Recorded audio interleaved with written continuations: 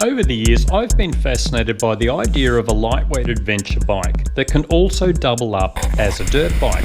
While bikes like the RR430 are one possible boring, heavy and underpowered solution, it led me to experimenting with bikes like the RR450F and especially the Hasselberg FE570. Sadly, they no longer make the big Berg. So out of all the enduro bikes currently on the market, I was keen to see how the Beta RR390 and RR480 would shape up. Why the Beta? Most modern 4-stroke enduro bikes can serve as a good platform, but a few things stand out with the Betas. The lower seat height, very user-friendly engine and handling characteristics, and a wide ratio gearbox where the stock gearing can suit both dirt riding and loping along the highway easily. The double overhead cam engine makes it a lot smoother on the road than most, and the fuel injection means she will run sweetly no matter what the altitude or temperature. The dual engine and transmission oil compartments provide a higher overall capacity, and a big plus, long-term reliability for the engine and gearbox have been great. I've been checking various forums and chatting with long-term owners and mechanics, and there are no outstanding issues with the Betas. What's not to like about the Betas for dual sport or adventure riding? It's the usual problems faced with any enduro bike. An uncomfortable seat, the fuel tank is way too small, rear subframe is too weak to carry a lot of luggage, the headlight is too weak for night riding, and the RR480 will probably still be a bit too responsive for some riders. Whereas the RR390's long-stroke engine is a delight for both cruising and hitting the throttle hard. Fuel tank options. We ordered the 11.7 litre or 3 gallon tank from IMS. This was only US $290 and should extend the fuel range to around 300 k's or 190 miles with easy adventure riding.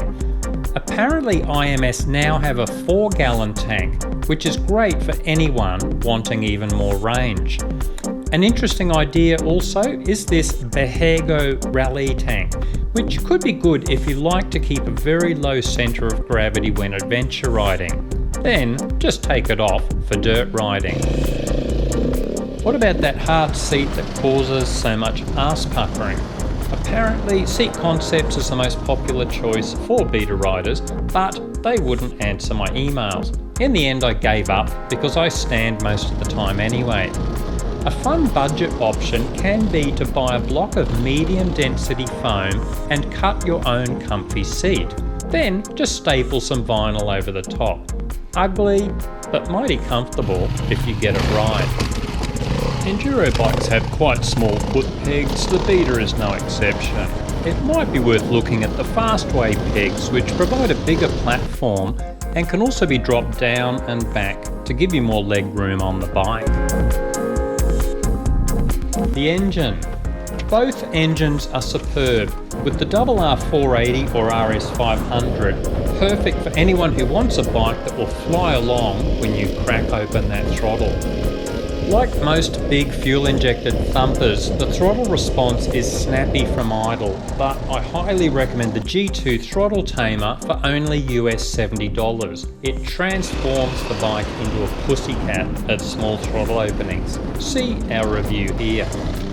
The RR390 has the longest stroke engine out of the 4-stroke range. It loves to lug and has an even more user-friendly nature than the RR480.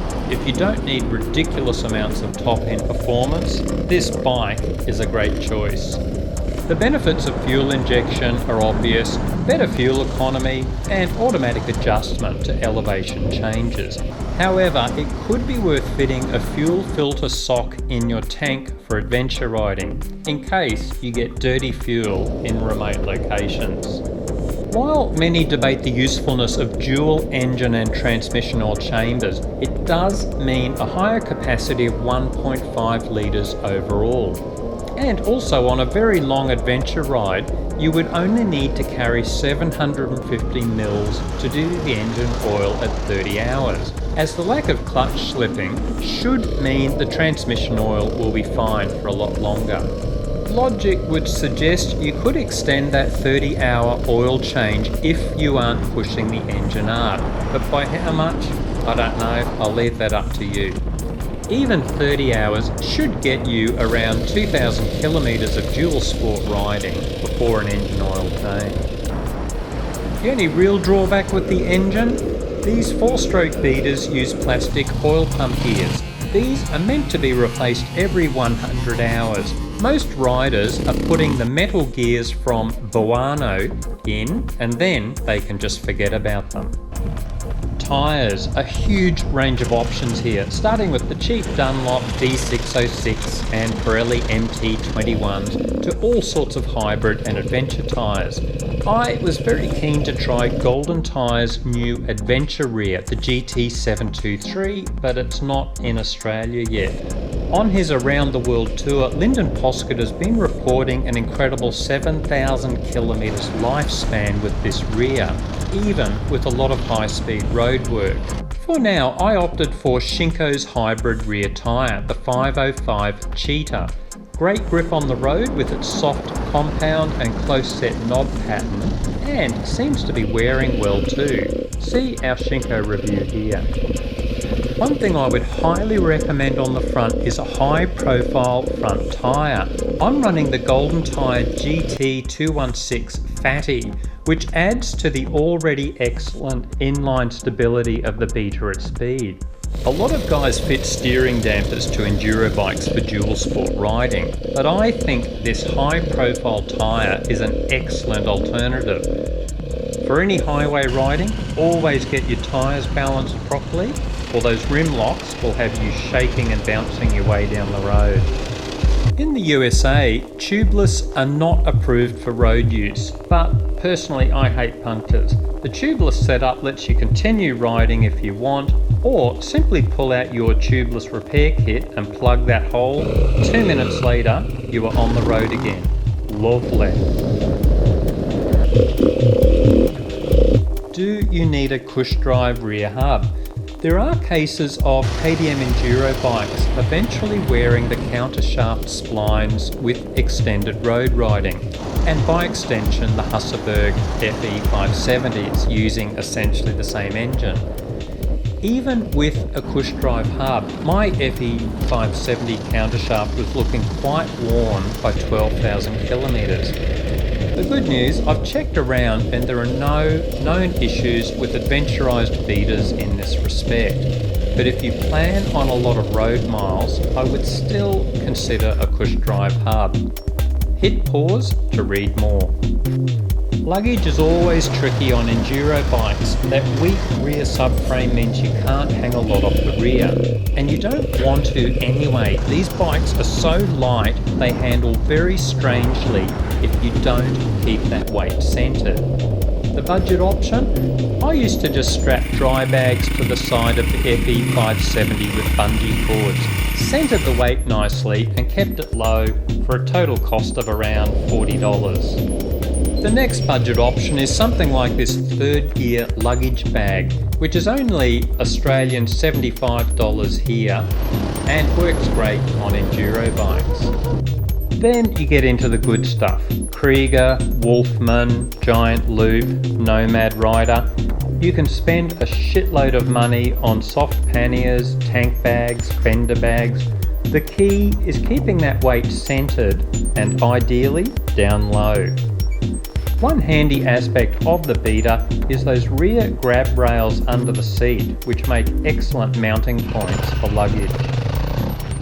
Electrics. Good news here, the stator is relatively strong on the Beta enduro bikes with 200 watts at 6,000 RPM. So you can run things like heated grips and extra lights without draining the battery.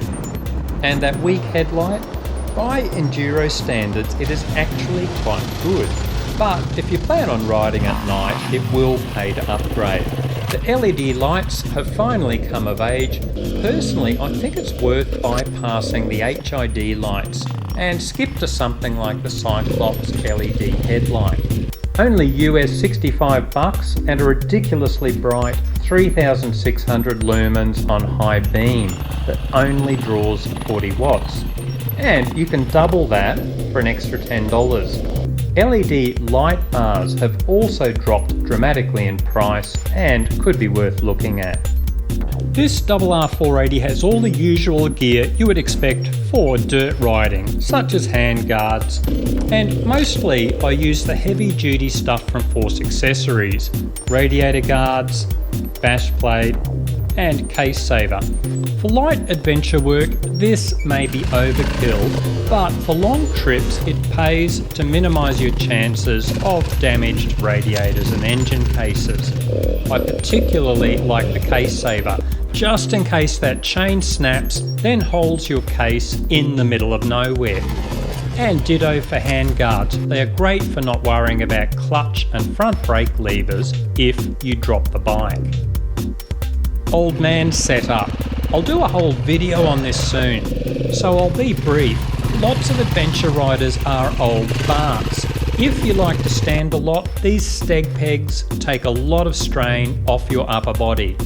Ditto for these twisted engineering flexible handlebars I'm using on the RR480. Just as good the flex bars I've been using on the DR650. The Clake One Light clutch can reduce clutch pull by 75% and is brilliant for arthritic old hands. There's a lot you can do to prolong your riding career. We'll cover it in a video soon. I'm sure there are important things we've missed, but look for the Beta Adventure Bike conversion thread on the ADV Rider forum, where hopefully more tips will come rolling in. Happy adventure riding!